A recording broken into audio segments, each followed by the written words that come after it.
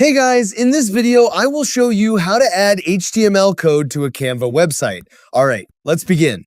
First, open Canva and create a new design. Select custom size and set the dimensions to 100x 100 pixels. This will act as the placeholder for your embedded HTML content.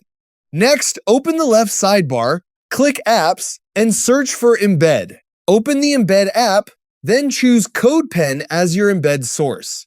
Now, open CodePen.io in a new tab and create a new pen. Paste your HTML code into the HTML editor, then save your project. After that, open the deployment section from the left sidebar and deploy your project to generate a hosted URL. Keep in mind that CodePen's deployment feature requires a paid plan, so you'll need an active subscription to publish your project. Once your project has been deployed, copy the hosted URL and return to Canva. Paste the link into the Embed app and confirm it. Canva will load your hosted HTML content directly into your design, allowing it to appear on your Canva website. So that's basically how you can add HTML code to a Canva website. That's it for this video. Thanks!